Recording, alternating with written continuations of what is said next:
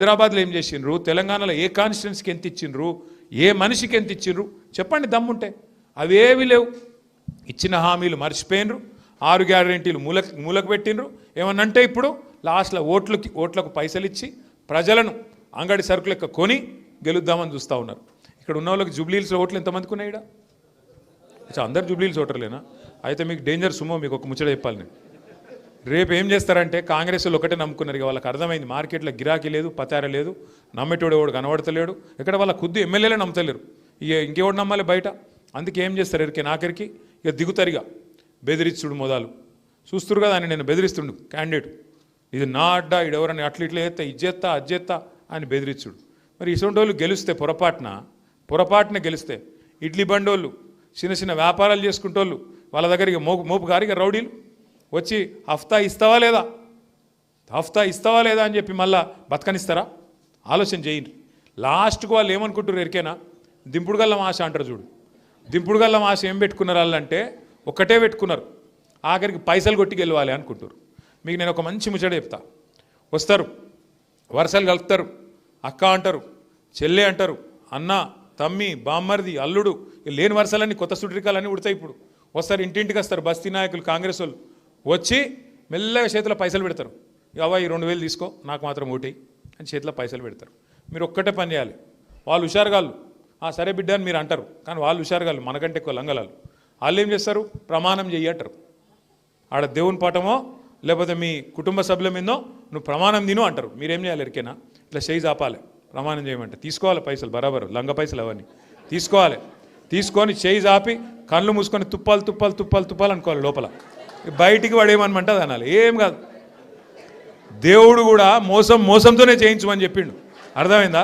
మోసాన్ని మోసంతోనే చేయించాలి, ముళ్ళుతోనే తీయాలి. వాడు చేయొచ్చు రేవంత్ రెడ్డి మోసం, కానీ మనం చేయొద్దు అవన్నీ. వాడు చేయలే. ఏం చెప్పిండు? మీకు నెలకు 2,500 ఇస్తా అని చెప్పిండు. ఇచ్చిండా? మరి 24 నెలలకు 60,000 బాకీ ఉన్నాడా లేదా? ఇంకా కాంగ్రెస్ వాళ్ళని ఏం అడగాలి ఎరికైనా మీరు? వాడు 2,000 చేతిలో పెడితే అవు బిడ్డ మరి మిగతా 58,000 ఎప్పుడు ఇస్తావురా అని అడగాలి. అర్థమైందా? పెన్షన్దారులు ఉన్నారనుకో, వాళ్ళకు 48,000 బాకీ ఉన్నాడు 24 నెలలకు, నెలకు 2,000 చొప్పున. ముసలోళ్ళు అడగాలి, అవు బిడ్డ మరి మిగతా ఎప్పుడు ఇస్తావురా అని. అంటే వాళ్ళకే ఉన్నది తెలివి, మనకు లేదా? 100 రోజుల్లో అన్నీ చేస్తాను నరుకుమన్న దేవుడు నిన్ను. నీకేం తెలివనేది తెలియకపోయా? అధికారం కోసం నోరు ఎటుపడితే వారేసుకున్నావు, తులం బంగారం అన్నావు. మీ ఇంట్లో లగ్గమైంది అనుకో, కొడుకావ పని చేయి, తులం బంగారం పంపి నేను నీ కోటెత్త పోనేలా కొట్టాలి. అట్లయితే అప్పుడు దెబ్బకు దయ్యం దిగుతుంది. నేను మళ్ళీ మీకు చెప్తున్నా, ఇప్పుడు 4 లక్షల ఓట్లున్నాయి జూబ్లీహిల్స్లో. మొత్తం మీ దిక్కు 4 కోట్ల మంది ఓటర్లు మీ దిక్కే చూస్తుండ్రు. ఎందుకంటే మీ ఒక్క దెబ్బకు మొత్తం రాష్ట్రానికి న్యాయం జరుగుతుంది. మీరుగిన గట్టిగా కాంగ్రెస్కు గుణపాఠం చెప్తే 4 కోట్ల మందికి లాభం అవుతుంది. ఏమవుతుంది దాంతో? ఇప్పుడు రేవంత్ రెడ్డికి బుద్ధి వస్తుంది. ఓహో, ప్రజలు కోపం మీద ఉన్నారు, నేను చక్కగా నడుపుతలేను కాబట్టి మరి ఒక ఇట్లా తీర్పిచ్చిండ్రు అని తెలివి వస్తుంది. లేకపోతే ఏమనుకుంటాడు రేవంత్ రెడ్డి? నేను 2,500 ఇవ్వకపోయినా నాకే గుద్దిండ్రు, నేను 4,000 ఇవ్వకపోయినా నాకే గుద్దిండ్రు, నేను ఇల్లు గులగొట్టిన కొంపల మీదకి బుల్డోజర్ పంపినా నాకే గుద్దుతుర్రు, మరి నేను చేసేది రైటు, నేను ఇట్లనే నడుస్తా అని చెప్పి తెల్లారి ఏ ఒక్క స్కీమ్ కూడా రాదు. అదే మీరు జూబ్లీహిల్స్లో కాంగ్రెస్ డిపాజిట్ పోగొట్టేటట్టు తీర్పిచ్చిరనుకో, ఏమైతే తెల్లారి దెబ్బకు దయ్యం దిగొస్తుంది. నెలకు 2,500 మా ఆడబిడ్డలందరికీ, 1 కోటి మంది ఆడబిడ్డలకు నెలకు 2,500 రూపాయలు వస్తాయి. మీరు గట్టిగా జూబ్లీహిల్స్లో కాంగ్రెస్ చెంప మీదకి వెళ్ళి కొడితే 4,000 పెన్షన్లు సచ్చుకుంటూ వస్తాయి కాంగ్రెస్కు. ఎందుకంటే వాళ్ళు బతుకుదెరువు కోసం ఉయ్యపోతే వీళ్ళు ఊకోరు అని చెప్పి సచ్చుకుంటూ వస్తాయి. రైతులకు 15,000 వస్తాయి. అట్లాగే రైతులకు బోనస్ వస్తాయి, మన పిల్లలకు స్కూటీలు వస్తాయి. వాళ్ళకు మళ్ళా ఓటేసి మీరు మమ్మల్ని కొట్లాడమంటే లాభం లేదు. ఇప్పుడు కత్తి వానికిచ్చి యుద్ధం మమ్మల్ని చేయమంటే మేమేడికలు చేయాలి? కత్తి మాకి సంగతి ఎట్లా ఇయ్యడో మేము చెప్తాం. అప్పుడు కత్తి మాకిచ్చి కొట్లాడిపో బిడ్డ అంటే మేము చెప్తాం. రేవంత్ రెడ్డి గల్ల పట్టి అడిగి ఏమయ్యా ఎందుకు ఇయ్యవు, ఇచ్చిన గ్యారంటీలు ఏమైనాయి అని నిలదీసే శక్తి మాకు ఇవ్వండి. ఇప్పుడు ఎందుకంటే ఈ ఒక్క ఎలక్షన్తో ఆయన 10,000 పోదు. కేసీఆర్ గారు వెంటనే ముఖ్యమంత్రి కారు ఈ ఒక్క ఎలక్షన్తో, ఇంకా 3 ఏళ్ళు ఇంతజారు చేయాలి. కానీ వాళ్ళకు బుద్ధి చెప్పకపోతే, వాళ్ళ కుక్కతోక వంకర లాంటి బుద్ధిని చక్కగా చేయకపోతే నష్టపోయేది మీరు, మేము, మనందరం. మాకు అడుగుతున్నారు రోజు, ఇంకా 3 ఏళ్ళు భరించాలా ఈ ప్రభుత్వాన్ని అని అడుగుతురా లేదా? మిమ్మల్ని కూడా అడుగుతుర్రా? మరి భరించాలా అంటే మరి ఒకటే చిన్న ఉపాయం, జూబ్లీహిల్స్లో మీరు గట్టిగా గిచ్చిర్రు అనుకో సెట్ అవుతుంది మొత్తం. చెప్పలేం, ఏమన్నా జరగచ్చు. 3 ఏళ్ళు ఇంతజారు చేయాల్సిన అవసరం కూడా రాకపోవచ్చు, ఏమన్నా జరగవచ్చు. కాబట్టి మీరు గట్టిగుండురు అంతే. కానీ ఓటేమో వానికి గుద్ది మళ్ళీ తెల్లారు మీరు ఉరుకురు కొడక, మీరు బీఆర్ఎస్ ఉరుకురి కొట్లాడారంటే మేమేటికలు ఉరకాలి? మాకు కూడా ఉత్సాహం కావన్నా వద్దా? మరి అందుకే మీతో ప్రార్థన, దయచేసి వాళ్ళు పైసలు ఇస్తే బరాబర్ తీసుకోరు, ఏం సిగ్గుపడకూరు, ఇంకా అడిగి తీసుకోరు. వాడు 2000 అంటే 5000 అని తీసుకోవాలి, అంతేగాని సిగ్గుపడకూరు. మీరేం అయ్యో వీళ్ళు ఏమని అనుకుంటారు, ఏం అనుకోము. ఓటు మాత్రం ఎవరికి వేయాలో మీకు ఎరికే కదా. ఏం గుర్తు? బుల్డోజర్కి అయితే వేయరు కదా, బుల్డోజర్కి ఏ కుర్రి, బుల్డోజర్కి వేస్తే మీ కొంప మీదకి వస్తే తర్వాత మీ కొంప ఊచుకుంటాడు, మాకేం కాదు. ఇంకొక మాట నేను మీకు విజ్ఞప్తి చేస్తున్నా, దయచేసి ఆలోచన చేయండి. 2 ఏళ్లల్లో ఎవ్వరన్నా ఒక్కరు సంతోషంగా ఉన్నారా ఈ రాష్ట్రంలో? ముస్లింలకు మేలైందా? లేకపోతే ఎస్సీలకు మేలైందా? ఎస్టీలకు మేలైందా? బీసీలకు లాభం చేసిండా? మహిళలకు లాభం చేసిండా? రైతులకు లాభం చేసిండా? పిల్లలకు లాభం చేసిండా? ఒక్కళ్ళని చూపెట్టుర్రి. నిన్న మొన్నటిదాకా నేను అంటుంటి ఏమని, ఈ రాష్ట్రంలో ఆడబిడ్డలు సంతోషంగా లేరు, 3 ఆడపిల్లలు సంతోషంగా ఉన్నారు, సీతక్క, గీతక్క, సురేఖక్క అని చెప్తుంటే. ఇప్పుడు సురేఖక్క కూడా సంతోషంగా లేదట. మీరు చూసిర్రు మొన్న, నేను చెప్పా. ఇక ఇప్పుడు గీతక్క, సీతక్క ఇద్దరే సంతోషంగా ఉన్నారు, వాళ్ళు కూడా ఉన్నారో లేదో నాకు ఎరకలేదు. మరి ఈయననేమో డైలాగులు తెల్లారలేస్తే 1 కోటి మంది ఆడపిల్లల్ని కోటీశ్వరులు చేస్తా అంటాడు. నువ్వు 1 కోటి మందిని కోటీశ్వరులు చేసిరేమో కానీ నెలకు 2,500 అయితే ఈ మొదలు ఏమంటావు? ఇక అది నాకు తెలియదు. ఇక ఏవో నేను వాళ్ళ లెక్క చిల్లరగాని కాదు, నేను మరీ గల పిల్లల మీద ఎందుకు మాట్లాడతాను? నేను ఆయనకు బుద్ధి లేకపోవచ్చు కానీ నాకున్నది. వాళ్ళ బిడ్డ మీద, వాళ్ళ మన్మన్ మీద నేను మాట్లాడా. రేవంత్ రెడ్డి మాట్లాడిండు, నా కొడుకు మీద మాట్లాడిండు, మా నాయన మీద మాట్లాడిండు. నేను అసొంటోని కాదు, అట్లా మాట్లాడా. మనము ఎవరైతే మాట ఇచ్చి మోసం చేసిండ్రో వాళ్ళెంబడబడదాం. వాళ్ళ కుటుంబం మనకేం చేసింది అన్యాయం? ఇవాళ సిగ్గులేదు మంత్రులకు కూడా, ఇక్కడ ఉన్న వాళ్ళకు. ఒక ఆడపిల్ల ఏడుస్తే అట్లా మాట్లాడచ్చా అమ్మ?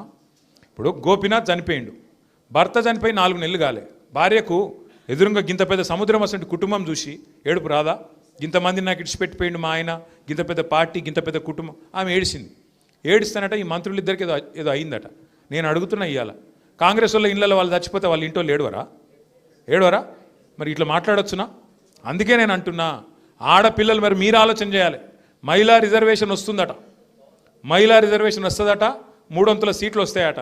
మరి అది ఎప్పుడు వస్తుందో కానీ కేసీఆర్ గారు ఇప్పుడే ఒక మహిళా అభ్యర్థిని ఇచ్చిండు. మీరు మహిళలు అయితే గట్టిగా ఉండరు, గట్టిగా గుద్దును. ఇక మగవాళ్ళు అక్కడ ఇక్కడ కొద్దిగా అటు ఇటు అవుతారు, నాకు ఎరికే కొద్దిగా ఉంటుంది అక్కడిక్కడ, నాకు ఎరికే. కానీ మీరు గట్టిగా ఉండరు, మీరు గట్టిగా ఉంటే మగవాళ్ళు కూడా చక్కగా అవుతారు. నేను ఇంకొక మాట ఆఖరికి చెప్పి ముగిస్తా. ఇక్కడికి వచ్చేటప్పుడు నాకు ఒక వార్త తెలిసింది. ఏంటంటే వాళ్ళు బాగా దొంగోట్లు రాయించారట. ఆ అభ్యర్థి ఉన్నాడు కదా ఇప్పుడు కాంగ్రెస్ ఆయన, వాళ్ళ తమ్మునికే 3 ఓట్లు ఉన్నాయి. నేనే చూసిన ప్రూఫ్, నేను ఇక్కడ పెట్టి చూపెట్టినా. 3 ఓట్లు ఉన్నాయి ఆయనకు, యూసుఫ్గూడలో 2 ఓట్లు ఉన్నాయి, ఒకటి రాజేంద్ర నగర్లో ఉంది. ఇప్పుడు వాళ్ళు ఏం నమ్ముకున్నారంటే, ఇక వాళ్ళు డైరెక్ట్గా ప్రజలు గెలిపియ్యరు, వాళ్ళకి అర్థమైపోయింది. వాళ్ళు ఏం ప్లాన్ చేసిరట అంటే 12-13 వేల దొంగోట్లు రాయించారు. అవి వేసుకొని గెలుద్దామని చూస్తాను. దయచేసి దండం పెట్టి చెప్తున్నా హైదరాబాద్ ప్రజలకు, జూబ్లీహిల్స్ ప్రజలకు, మనకు హైదరాబాద్లో ఒక చిన్న సమస్య ఉన్నది మనతో. ఏమున్నదంటే మనం ఓట్ల రోజు పండుగ హాలిడే అనుకొని ఇంట్లో ఉంటాం, హాలిడే జాలిడే అని చెప్పి. ఆ టీవీలలో సీరియల్ వస్తాయి చూడ, చక్రవాకం, ఇంకేం సీరియల్లే ఏమున్నాయి సీరియల్ ఏం నడుస్తుంది? కార్తీక దీపమా? ఈ యువతలకెళ్ళి మా తమ్ముడేమో బిగ్ బాస్ అంటుండు. అవి చూడొచ్చు, ఆడికోవి. కానీ మీరు జర్రా ఒక్క గంట జర ఆ రోజు టైం తీసుకొని రండి. లేకపోతే మీరు రాలేదనుకో మీ ఓటు ఇంకెవడో వేసి పిక్తాడు. కాంగ్రెస్ వాళ్ళు మొత్తం తయారు చేసుకున్నారట, వేరే వేరే కాన్స్టిట్యున్సీలకు వెళ్ళి కొంత దొంగోట్లను తెచ్చుకొని ఇక్కడ వేసుకోవాలి అని మొత్తం చేసుకున్నారు. ఇక ప్రభుత్వంలో ఉన్నారు కదా పోలీసు వాళ్ళు, గీలీసు వాళ్ళు, వాళ్ళకే సహకారం చేస్తారు, కింద ఉండే అధికారులు కూడా మాకే సహకరిస్తారు అని చెప్పి వాళ్ళు ఏదో ప్లాన్ చేసుకున్నారు. మీ ఓటు మీరు వేయలేదు. ఇక నేను ఓన్ ఈరోజు నాకు శాతనైతే లేదు, లేకపోతే ఇవాళ ఏం పోతాం ఈ ఉప ఎన్నికనే కదా అన్నట్టు మీరు మంచిగా ఇంట్లోనే ఉన్నారనుకో, నీ ఓటు ఎవడో వేస్తాడు ఆయన తడబోయి. అనవసరంగా మీ ఓటు ఖరాబ్ కానీయకుండ్రి, బయటికి రండి. ఆ ఒక్కరోజు 11వ తారీఖు రోజు ఒక్కరోజు బయటికి వచ్చి మిమ్మల్ని ఈ 2 ఏళ్ళకెళ్ళి కాల్స్క తింటున్న ఈ ప్రభుత్వానికి బుద్ధి చెప్పండి. దయచేసి మీ అందరు కూడా సహకరించండి. ఇక మున్నూరు కాపుల గురించి మా అన్నలు అన్ని విషయాలు చెప్పిండ్రు. మున్నూరు కాపులను కేసీఆర్ గారు ఎట్లా చూసుకున్నారో ఇప్పుడే రవణ లెక్కలతో సహా చెప్పిండు. 9 మంది ఎమ్మెల్యేలు, 6 ఎమ్మెల్సీలు, 3 రాజ్యసభ సభ్యులు. ఈ రకంగా సముచితమైన గౌరవం, సముచితమైన ప్రాధాన్యం. ఇగో ఇక్కడ మంత్రి గారుగా ఉండే కమలాకర్ అన్న, చీఫ్ విప్ అంటే క్యాబినెట్ ర్యాంక్లో ఉండే మా అన్న వినయ్ భాస్కర్ అన్న, జోగు రామన్న గారు, ఇట్లా మంత్రులైన హైదరాబాద్ మేయర్లు 2 సార్లు, 2 సార్లు కూడా కాపు బిడ్డలే 2 అయినారు. అట్లా సముచితమైన ప్రాధాన్యము, గౌరవం ఇచ్చి కేసీఆర్ గారు కడుపులో పెట్టుకొని చూసుకున్నారు. వ్యవసాయమే ఆలంబనగా గ్రామాల్లో బతికే కాపు బిడ్డలకు భారతదేశంలో స్వాతంత్రం వచ్చినాక ఏ ముఖ్యమంత్రి, ఏ ప్రభుత్వం చేయనంత పెద్ద ఎత్తున 73,000 కోట్ల రూపాయలు రైతు బంధు రూపంలో రైతుల ఖాతాల్లో వేసిన నాయకుడు కేసీఆర్. ఒక్కొక్క రైతుకు 24 గంటలు ఉచితంగా కరెంట్ ఇచ్చిన నాయకుడు కేసీఆర్. ఇంకొక మాట ఆఖరికి నేను చెప్పి ముగిస్తా. సరే, ఊళ్ళల్లో ఉండే రైతులంటే వాళ్ళకు రైతు బంధు వచ్చింది. ఇక్కడుండే మా ఆడబిడ్డలు, మా అన్నదమ్ములు చెప్పాలి. 2014 ముందు కేసీఆర్ రాకముందు కరెంట్ ఎట్లుండేనే ఇక్కడ? ఆగమాగం లేకుండా జనరేటర్లు, ఇన్వర్టర్లతోని. మళ్ళీ ఇప్పుడు కరెంటు కట్లు చాలు కాలే. కాంగ్రెస్ వచ్చింది, కరెంటు కట్లు చాలైనా లేదా? మళ్ళీ కరెంటు కట్లు చాలు. ఇవాళ రేపు ఇంకోటి కూడా చెప్తారు, ఆ వాటర్ బిల్లులు వస్తున్నాయట. మళ్ళీ కేసీఆర్ ఉన్నప్పుడు ఫ్రీ వాటర్, ఇప్పుడు బిల్లులు వస్తున్నాయా? నేను చెప్తున్నా, యాది పెట్టుకోండి. ఇది జిహెచ్ఎంసీ తర్వాత ఈ ముఖ్యమంత్రి ఒక నిర్ణయం తీసుకోబోతున్నాడు. మొన్న ఒక ఇంటర్వ్యూలో మనసుల మాట బయట పడ్డాడు. కేసీఆర్ అనవసరంగా పెట్టిండు ఫ్రీ వాటరు, నేను తీసేస్తా అనే ఆలోచనలో ఆయన ఉన్నాడు. జిహెచ్ఎంసీ ఎలక్షన్లో డబ్బల ఓట్లు పడంగానే ఫ్రీ వాటర్ స్కీమ్ కూడా ఎత్తేసే చక్కర్లో ఉన్నాడు. మళ్ళీ అందుకే ఇసంటోల్లో కోటేస్తే, ఉన్నవి కూడా కొట్టేటోళ్ళు కోటేస్తే బతుకమ్మ చీర పెట్టిండా? కేసీఆర్ కిట్ వచ్చిందా?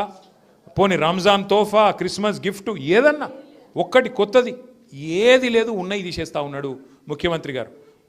ఒక్కటి మాత్రం చేస్తున్నాడు ముఖ్యమంత్రి మంచిగా సక్సెస్ఫుల్గా. జేబుల కత్తెర పెట్టుకొని మాత్రం తిరుగుతుండు. ఆడ కేసీఆర్ కట్టిన బిల్డింగ్ కనబడితే ఆడపోయి రిబ్బన్ కట్ చేస్తాడు. ఇక్కడ కేసీఆర్ కట్టిన బ్రిడ్జ్ కనబడితే రిబ్బన్ కట్టింగ్. కొత్తది ఒక్క రోడ్డు, ఒక్క బ్రిడ్జు, పోనీ ఉన్న రోడ్లకు పొక్కలు పడితే కనీసం ముడుస్తుండా?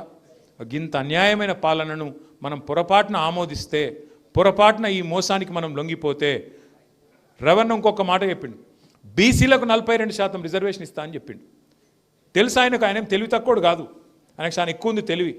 గతంలో ఈయననే చెప్పిండు, ఇదే రేవంత్ రెడ్డి గతంలో ఏం చెప్పిండు, రిజర్వేషన్లు అడిగితే జైల్లో పెట్టాలి అన్నాడు. ఇదే రేవంత్ రెడ్డి. అదే రేవంత్ రెడ్డి